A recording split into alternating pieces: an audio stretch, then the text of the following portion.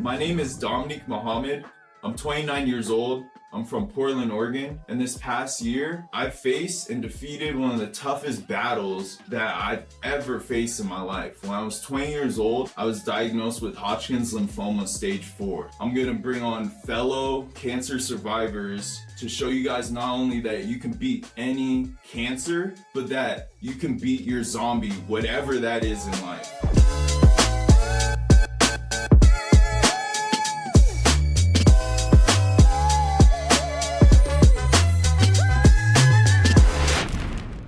Welcome to this episode of BeastvsZombie. I'm your cancer survivor and host, Dominique Muhammad. Today, I have my buddy Komi on the show with me. Thanks for hopping on the show today. I really appreciate it. So we're gonna get right into it. Let's see what you got in plan, which you have, overcame through this journey. How did you find out that you had cancer? Man, it came out of nowhere. I was in Texas in like 2014, and I used to work out all the time. Like, I'm talking lean, So basically, no, for real, I was lean. So I was working out, and I thought I had like strained like a muscle in my neck and everything. But then one day I went to the doctors, and this ENT doctor gave me some antibiotics, kind of just cooled everything off for a little bit. But he suggested that I fly back to Oregon just to get things checked out.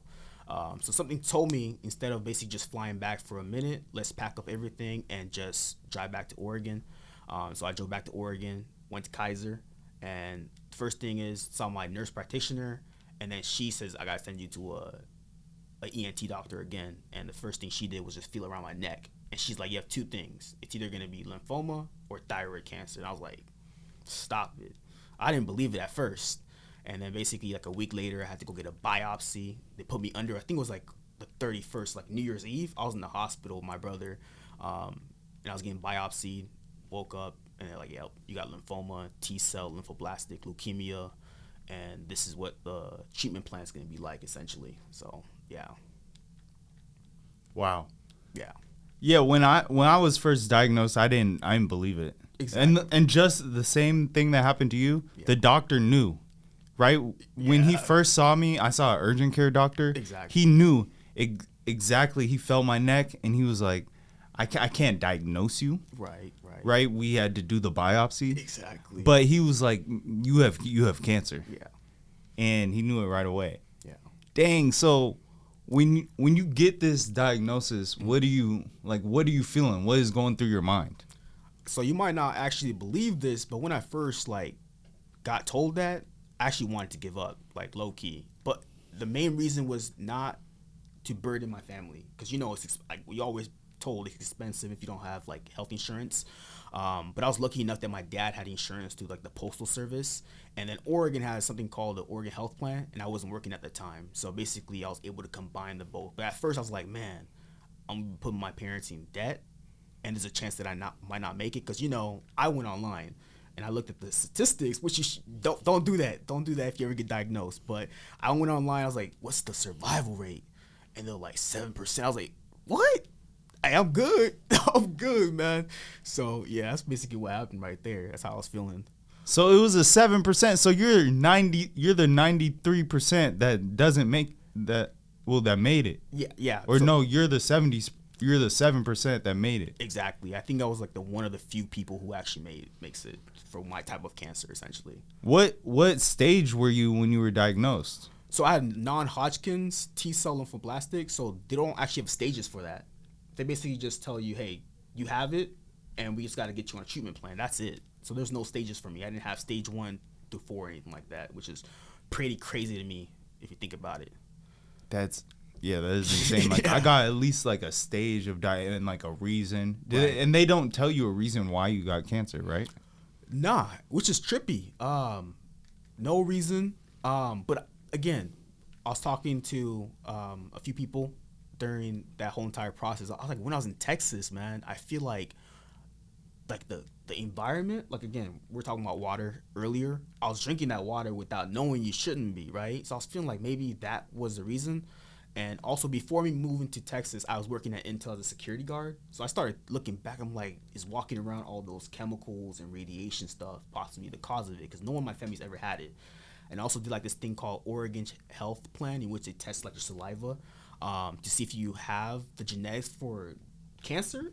And they came back saying, no, you don't have the DNA. I was like, bro, I've had cancer. How's that possible? So I'm guessing it's like an environmental thing.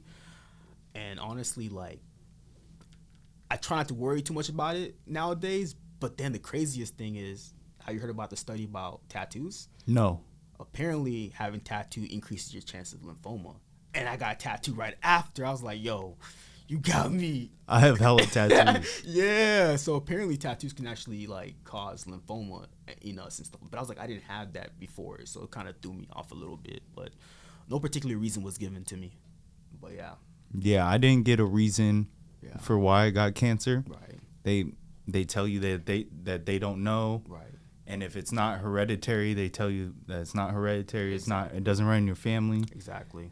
I do in a lot of ways, because if you listen to any science out there or any studies about the food and the environment we live in here in the States, at least, Exactly. it's really set up to keep you, to like make you sick. Yeah. Exactly.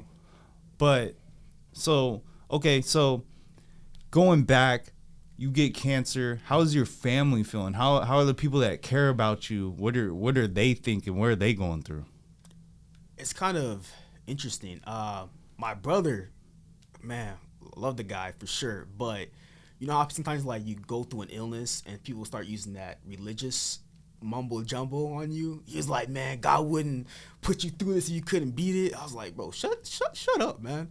And then my mom is religious, so she just kept praying. And my dad is like a very stoic person, like, so he kind of just keeps to himself. And my little sister was kind of young at the time, so she didn't really understand what was going on. And we tried to kind of keep it from her.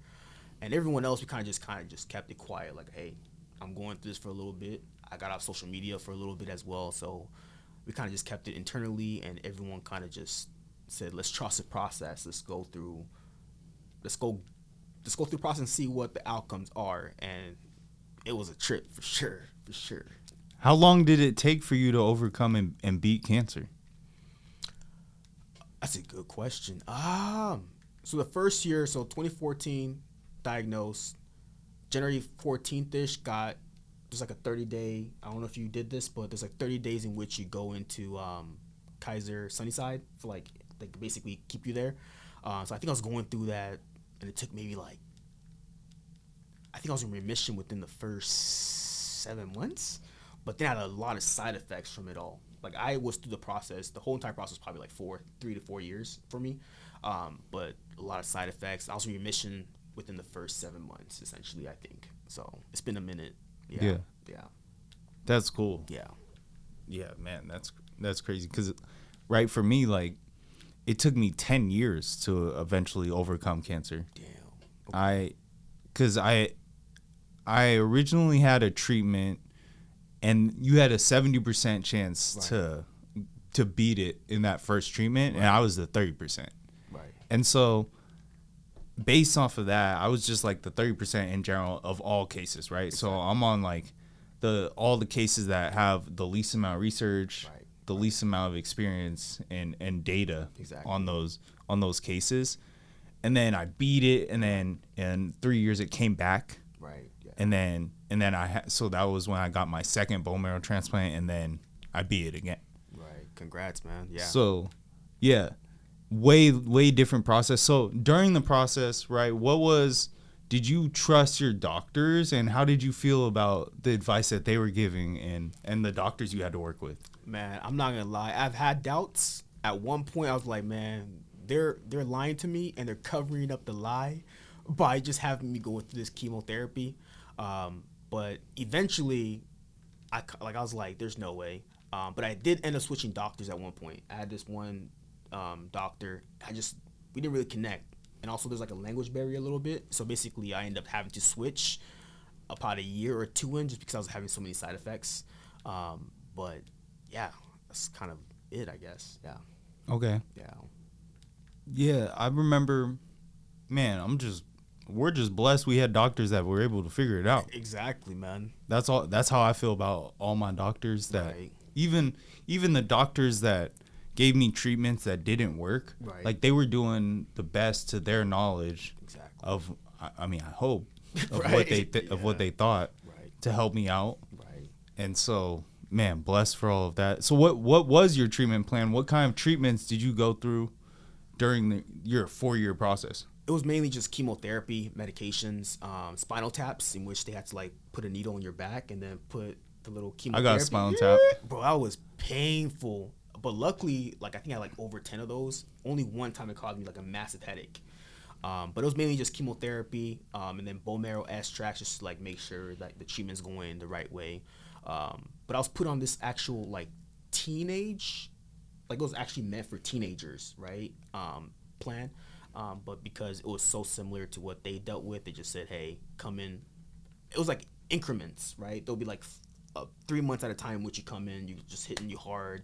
You're taking prednisone and other steroids to like lower your immune. Yeah, it was crazy, man. So just intervals, chemotherapy, and just bone marrow, not bone marrow, spinal taps, essentially. So The bone marrow test hurt. bro, don't. I still got the scars, man. It's crazy, man. How many bone marrow tests have you gotten? I think like it was like every 6 or so. I think I've had like at least 5. I want to say in the beginning, I did another one over at Sunnyside. I want to say at least 5 to 6, most likely. Yeah, for sure. That's like the worst pain I've ever felt. And the numbing medicine does nothing, Because man. you can't numb your bones. Exactly, and you feel it's like it's that pressure, man. It's crazy. The first time, I've told this story before, Mm-hmm. but the first time I got a bone marrow test, Right. I had a lady, she was my doctor at the time or whatever, and she was taking the bone marrow test. You know, they numb you. Yep. Well, no. The first time, Right. I asked for no pain meds. Because they had asked me like, yo, do you want any pain medication to go to get this procedure done? And I was like feeling myself. I don't know what I was thinking, but I asked, does anybody else take the pain medication? And they replied, no. There's people that have done it without it before. So I'm macho. I was like, yeah, I got it. I don't need no pain meds. They did. I could do it. Yeah. Right. So I go. I have no pain meds. She's telling me the procedure. She puts me down. And they still numb you, like, on the outside. But, again, like we just said, they can't numb your bones. Exactly. So then she's like, on my back. And my mom's watching. So she has a better view than I do. Right. So she tells me a little bit more in detail what they were doing afterwards. Mm-hmm. And so she goes in. She scrapes it. Mm-hmm. She gets the sample. She pulls it out. And then she's like, oh, no. We have to do it again. I didn't get a sample. So, right, I'm in pain, right? And I'm like, all right, I got to do this again. So I'm breathing through again, I get it done. She gets the sample out. We got to do it again. So the third time, we're getting it done. And she goes, I'm breathing through, and I get it done. And she's like, all right, we got it. I'm like, cool, bet. Thank you. She's like, oh, these are the hardest bones I've ever worked on. Right. And, you know, I kind of think of that's a scam because I had an interview with my boy Cody the other day. And he was like, man, they all say that. Somebody told that to me, too. I was like, dang, that's crazy. Right. So then after that, from then on, I had a different doctor do it. Right. But he used a drill. And it was way smoother. It was just like boom, boom, boom, and it was done. Right. So I didn't know they could do that. Yeah, mine was like the manual pressure, and they told me because I was young, our bone is a lot more stronger. Think about it. As you get older, your bone become weaker and stuff like that. So, yeah, I remember. Oh my god, a drill though. I feel like that will hurt even more. No, the drill is smooth. It just do it. Okay, but have you ever had when they pull out the sample, it shoots all the way down your leg? Bro, that was like, yeah. They tell you like take deep breaths essentially, and there's nothing you can do about it. You just gotta just suck it up and just. I don't want to say man. You just gotta power through it essentially. It's just what it is. It was crazy. That was the weirdest feeling. Oh my god, like, all the way down your leg is crazy. Yup. Man, reliving the memories. Like you kind of want to like put them in the background and like forget about it. But it's there with us forever, I guess, man. It's tough. Yeah, I mean, it makes you a lot of like who you are. Exactly. Yeah, it makes you realize that there's much more to life. Like cancer, like my perspective on life now is completely different. I'm not gonna lie. Like it kind of just changed how I approach things and stuff like that. And I kind of thought I'll come out of this process a little bit different. I'll be a bit more carefree, like a bit more. Oh, you know what? I'm on a shorter timeline. Let me just go out here, party. I'm actually the opposite. I'm more of like, let me just stay focused on my goals and kind of just push through it essentially. So it's affected me, but I think differently than other folks, I guess, if that makes sense. But it definitely changed my perspective. right. I'm a lot more thankful for smaller things in my life. Exactly. Like just like getting out of bed. Exactly, man. Yeah. Just small things, having energy to, maybe I'm not like as strong or as fast or moving around as well as I used to, but I'm still out here moving around. Exactly. Yeah. So simple things like that, as far as my perspective has changed. I also felt like I have like a major like purpose to share these stories with people, Right. to inspire the world, to motivate the world, to help people understand that they can overcome challenges in their lives. Exactly. I feel inspired to do that since I beat cancer. Yeah, exactly. Kind of like the thought of like tragedy to triumph. Yep. I see where you're coming from. You know, and so that like this was probably like one of the worst things that could have happened, I guess you could say. Yeah. And I try to make it an advantage and try to make it one of the best things that's ever happened to me. Right. You know? And that's the one thing I admire about you, man, because I feel like our approach is like you're more of like, I'm not letting this stop me. I'm gonna continue living my life. Like I'm always in my head, man. Like again, we talked about it. I got plans for the future, but this is always weighing me down. Like I'm like, man, I should be doing this, but then what about cancer? So I admire you for that. Like the fact that you're actually able to just like do what you want essentially, despite all these roadblocks. So Yeah, thank you. yeah. I really appreciate that because, I mean, we both know that life is real precious. Facts. You know what I'm saying? Yeah. Yeah. So, you know, I like you said, I think it also helped me take things a little more serious in my life. You know what I'm saying? Like small things, like some things in my diet, some things with my health, you know, made some changes, especially after I got cancer a second time. Right. It was like, oh man, there has to be something that I'm doing that I can change, that I can be better, some ways that I can be better to help prevent this from happening. Because like in my mind, like everything is 100% like on me. It's my responsibility. Like everything that's happening to me, good and bad, is my responsibility. So I have to look at it in that lens and say, okay, well, what can I do that could affect this, that could change this, that could prevent this or help this happen or get whatever goal I'm trying to attain, right? And so doing that always makes me reflect on myself and helps me adjust, because that's all I can control. Exactly. You know what I'm saying? Right. So that's how I look at things. Taking 100% responsibility in your life, I think, is really important. That's how I looked at the cancer. Right. You know, I was like, I remember when my dad asked me, you know, how am I feeling?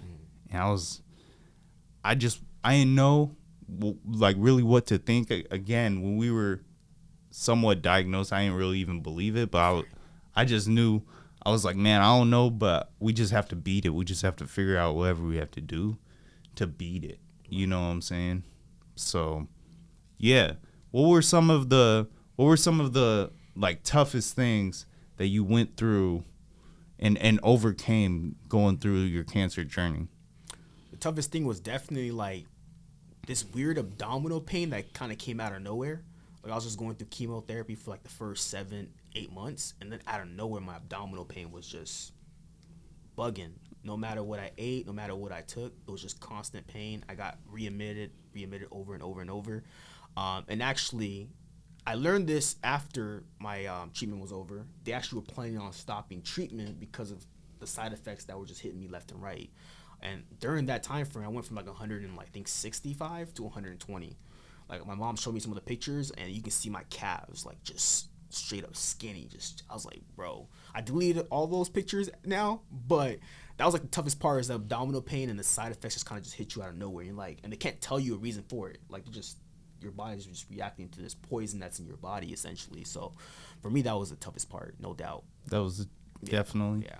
So looking back on that, like how did you get through that, or what would you tell yourself now to help you now that you're looking back and you overcame that, and you know you looking pretty strong, like you've been in the gym. You know, I've been working out. But what would you tell yourself? That's actually kind of tough, because looking back on it, like it kind of just stopped on its own, like after a year or so. Like I don't even know how to answer it. It's just like, I don't want to say push through it, because you kind of need people around you to like help you out. My mom was constantly coming into the hospital, taking time off from work just to be by the bedside. So I'll definitely say appreciate those who come to support you. Like I'm not gonna lie, during the treatment process, when you're not feeling the greatest, sometimes you have like mood swings. I was kind of getting a little pissy. I was like, bro, why is it me? And I tell my mom, like, bro, you being here isn't really like helping me. Go to work, like, right? So what I would tell myself is like, hey, appreciate those people who come to show support. Even if you might feel like they're not really helping the situation. Like, again, who knows? Maybe I wouldn't be here today.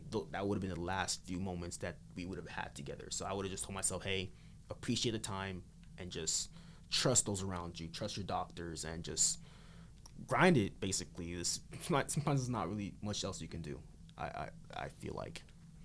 Because that support is big. Yeah. Without the support, yeah.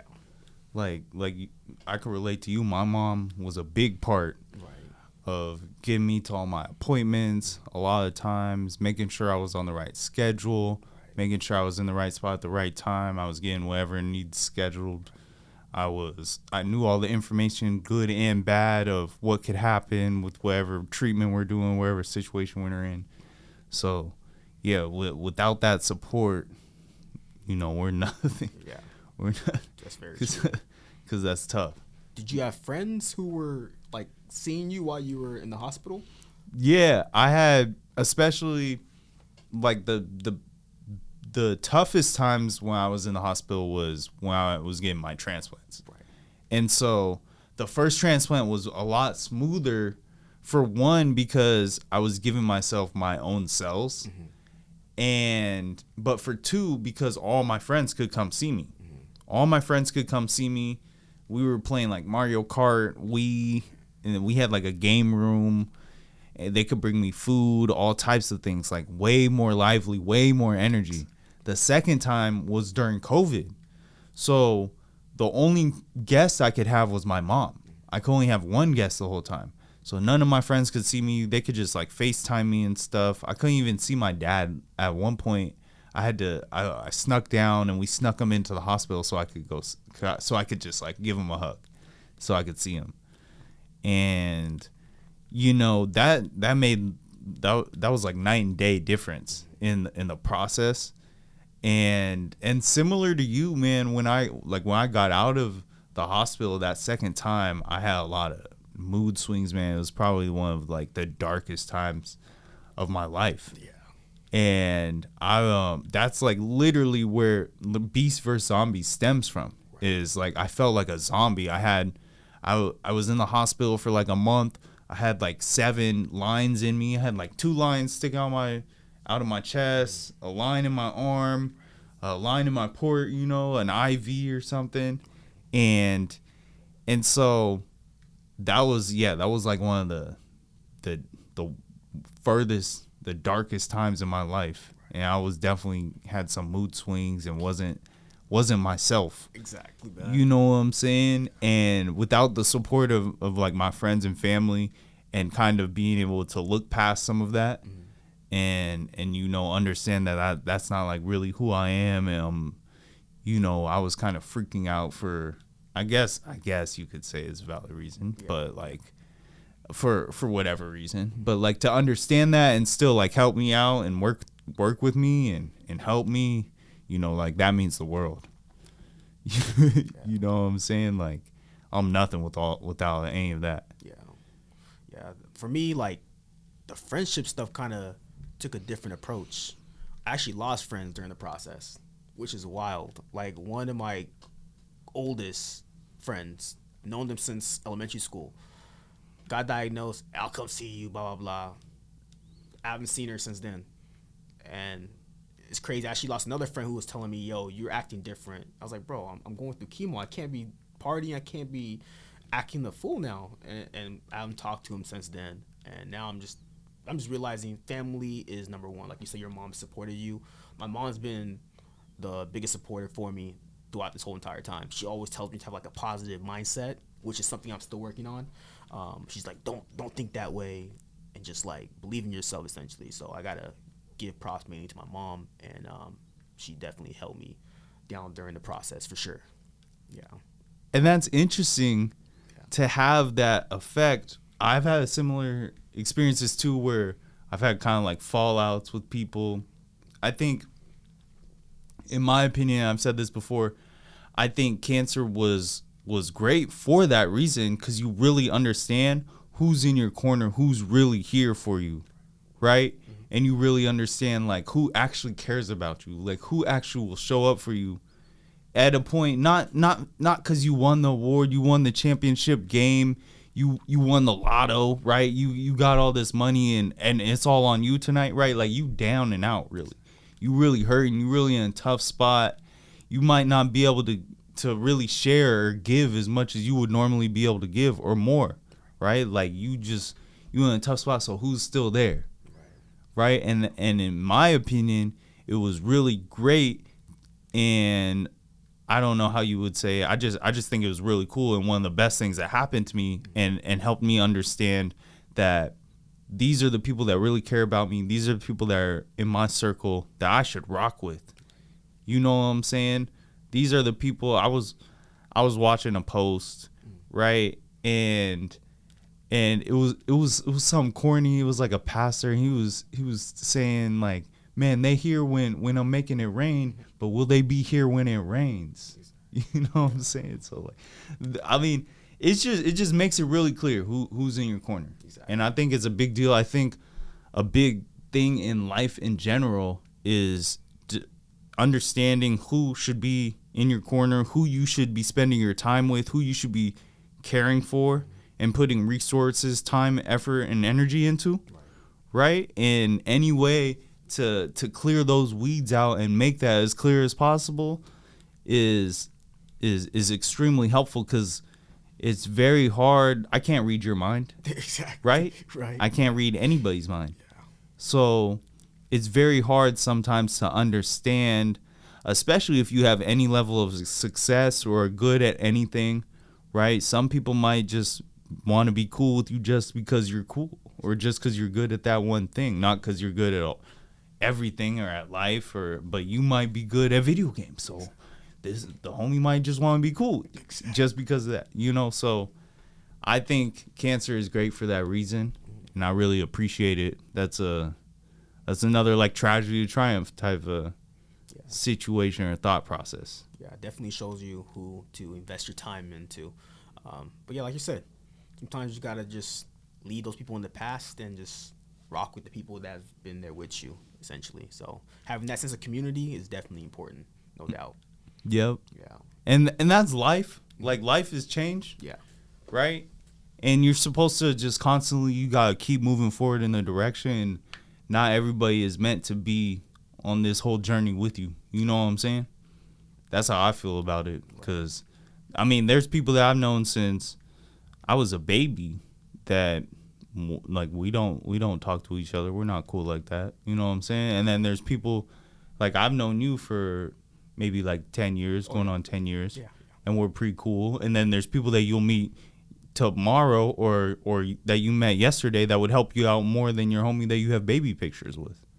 You know what I'm saying? So it's a constant change and an understanding of, you know, what people's intentions are, right? This is a social world, so I always feel like we're meant to, be social and interact with each other and ideally be in like win-win situations. That's my ideal relationship, and what I try to curate with anybody that I'm dealing with. Right.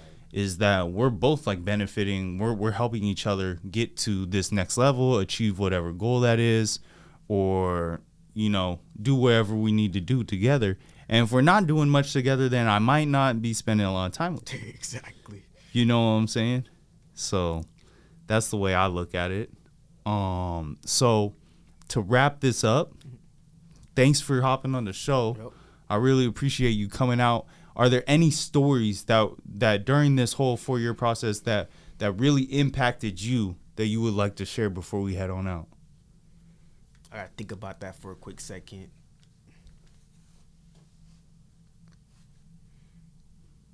Honestly, it's just what we just talked about, the friendships, like losing people. I think that's been the biggest impact on my life, is like just trying to find a community of friends that actually care for you, that actually want to see you win instead of like kind of deserting you when you need them the most. I think that's basically it saddens me at times, because again, like you have memories with those folks, right? So I want to say that's probably the biggest thing that's at times still gets at me. But I know there's like still much more to the future that I can look forward to. There's more people I can meet and build relationships with, and kind of go from there essentially. But yeah, still it's a hard question. There's so many things you can choose from, but I think that's probably what I'm gonna choose for sure. Yeah. So thanks for sharing that. I really appreciate it. Yeah. And I agree with you too. Exactly. Like I lost a lot of different weird friendships and relationships during the situation, because you're almost looked at as like handicapped or like weird. Exactly. Like you chose to have cancer or something, and so going through that, like I explained, helped weed out the people in my life, and I really appreciate that for a lot of reasons. Right. So yeah, thanks for coming on the show today. Yo, appreciate it, man. If you haven't already, follow the podcast Beast vs. Zombie. Follow it on Facebook, on Instagram, subscribe on YouTube, drop comments and reviews below, and make sure you tune in to the next episode. Be a beast.